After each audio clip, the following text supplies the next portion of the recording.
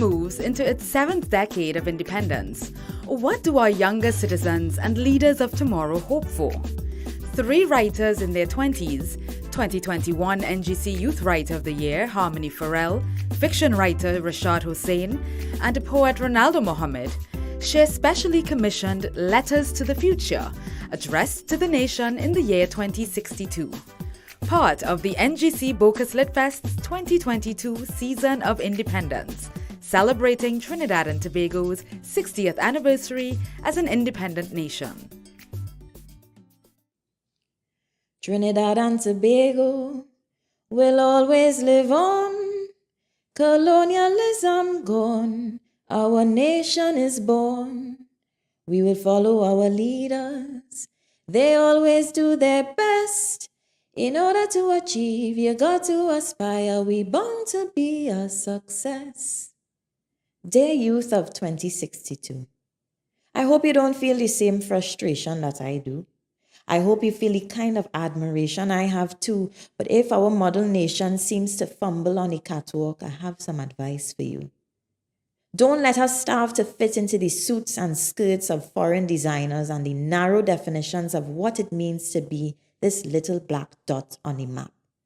All the same, don't have her binge on all the as seen on TV ideas, trends, and breakfast cereals that clog the nation's arteries with consumerism. Walk on them in clothes fashioned from the idiosyncrasies of our own tongue, our own rhythms, and the rigors of our backwardness. And beautifulness and boastfulness do not ever make her to apologize for her being. If by then you can't take a driver's license picture bearing shoulders in a tropical country, then storm every ministry building in your pum-pum shorts and call it the Batty Riders Uprising. Shake the place. If by then the oil has run dry and we fail to diversify, and the job market has you frustrated because every single field is oversaturated, I feel you. Drain the brain and then come back again, if that's what it takes. Shake the place. Let them miss you a little bit. If by then you and your sister Isle have managed to hold it together, please don't treat her like an outside child. And if she still dreams to leave after being treated so, then if you love her, let her go. Youth of 2062, they will tell you that your generation is ignorant and indolent and that you've spoiled all good music. Don't take it personally. We got that too. And so did the ones before us and before them. It is a rite of passage. Shake the place and take up space at every chance that you get, not in the once-a-year youth fair or the on-occasion youth convention. I'm speaking to the youth of 2062 because my era of youth speak when we're spoken to. We're waiting for the old heads to phase out and leave us a space, and that's been a mighty slow course. The diffidence has done us little. We take a number and have a seat. We put our hand up, politely waiting for our answer to be called. At age 25 now, my hand's sore, and I don't know how much longer I can hold it up for. And I've come to realize that there's a certain level of boldfacedness needed to navigate this world. There's only so many excuse me's, pardons, and if I may's before you have to open your mouth, push to the front, and say what you have to say. Youth of 2062, I urge you not to be as gentle. Shake the place.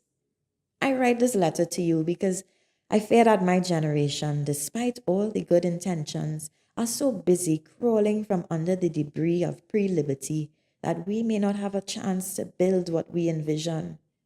That's where you come in. Youth of 2062, I feel for you. Because you no longer have the privilege of cushioned reasonings like, we will turn from a factory to a nation overnight with no instruction manual, or we are new to this, just bear with us while we sort out these technical difficulties. 100 hot years of independence, though minuscule in the grand scheme, is too many to still tiptoe out of the shadows. The future was supposedly in our book bags, but I feel it is in your flambeaux. Pick up that pace. Shake the place.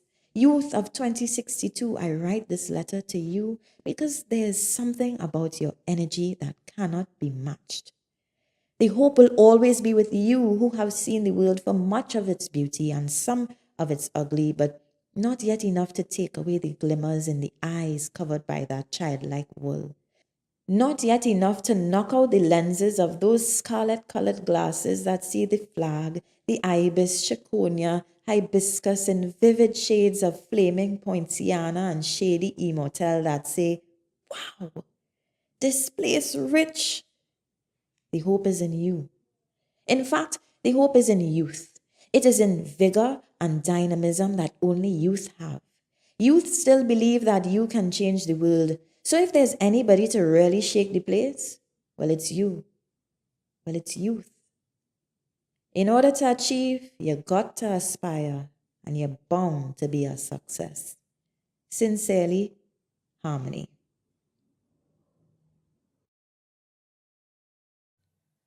Dear country, you tell me once to have secrets in people yampi, that if you ask them to dot it in the corner of your eye, you could see their dream for yourself. I watch you funny when you say that. It wasn't because I didn't understand. I know it does want to muse for a kind of strange way, and for truth, his soul writer does find story out of the mucus of other people's imagination. I did watch you so because I realized how little of myself I write. And I remember how you laugh when I say that. Tell me how that's not always an easy thing to do. You hop up on my desk, shake your head and say, partner, watch me.